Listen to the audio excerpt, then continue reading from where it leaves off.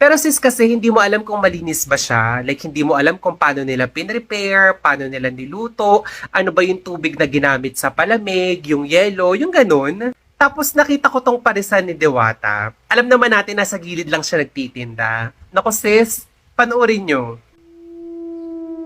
Diwata Pares. Ala, kanal ba yun? Gosh, sis, parang ang dumi nga. Parang basurahan ata yun sa likuran o tambakan. Yung mga basura nakalapit dun sa mga raw food. Sa mga hilaw na manok. Oo nga te, parang ang dumi nga. Pinipilahan pa naman to madalas. Sobrang haba ng pila sa mga vlogs. Tapos ganyan. Wow! Nakaayos.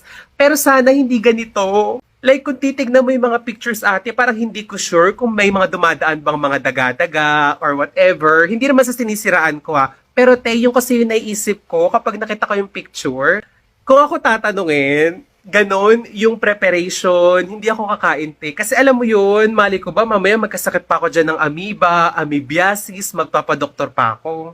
Mas pipiliin ko na lang kumain sa mga gotohan na kahit medyo mahal, basta maayos yung preparation, malinis, para doon at least sure tayo na safe, di ba? So, magandang tanong. Anong masasabi nyo kay Tito Mars na madumi daw ang paresan nyo?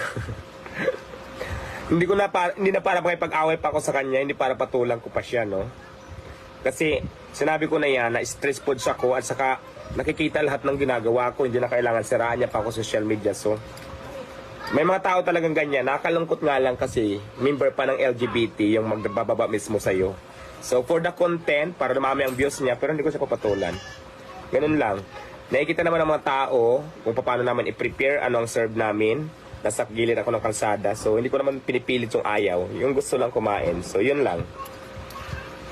Ayaw ko siyang patulan kasi unang-una hindi ko naman siya kilala. At the same time, kahit ano ang gawin ko sa buhay ko, wala naman siyang maitutulong kundi sarili ko lang. So I don't care what people say. Basta ang alam ko, sinabi ko na to noon, gumagawa ako ng tama, lumaban ako ng patas na pamamaraan para mabuhay ako. At the same time, para po sa mga taong natutulungan ko. So hindi importante sa akin yung mga negative comment, lalo na sa bakla na yan. Sino ba yung bakla na yan? So hindi importante yan.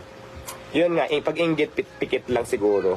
So, hindi ko siya papatulan, baka sumikat pa siya. Kasi alam ko naman na nagkukontent siya ng ganon para kinukuha niya yung attention ng tao para nga dumami ang views niya for the content. Siyempre, para kumita siya ng pera.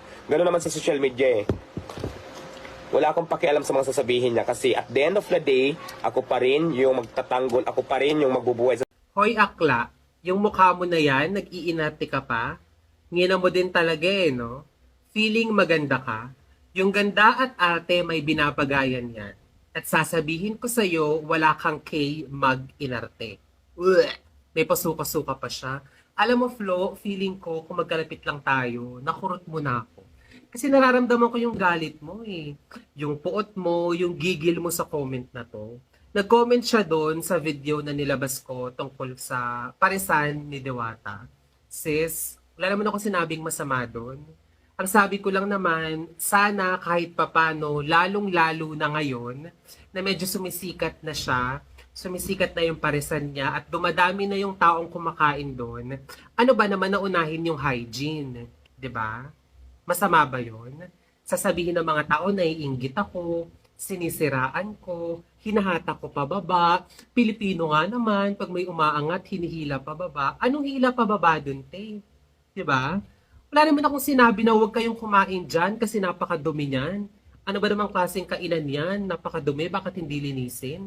May sinabi ba akong ganun? Wala naman, di ba? Diwata, ano masasabi mo na may mga nagsasabi na madumi daw yung tinda? Alam mo, hindi madumi ang pagkain ko. Alam, nakikita ng tao kung anong madumi, yung maugali nyo. Ayun ang marumi, linisin nyo yan. Diba? Nakikita ng tao paano namin prepare yung pagkain namin. Straight food po ang concept ko. Hindi po marumi, malinis. Kaya nagsasabing marumi, ang marumi ikaw. Yung ugali mo, kailangan mong linisin. Yung pagkatao mong marumi. Yun lang.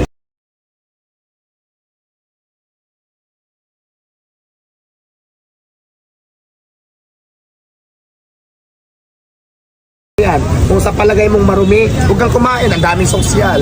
Ang daming mga restaurant ng mga class. Bakit dito magsitsaga sa street foods kung masilan ka? So yun lang yun. Di ba napaka simple. Mag-real talk tayo. Ayoko ng plastikan. Mag-real talk tayo. Maganda yung real talk. Inggit lang yan eh. Anong ko sa mga basher, ano bang naiambag nyo sa lipunan bukod sa paghihila yung pababa ng tao? Mayroon ba? Wala. Oh, mayroon ba? Di ba wala?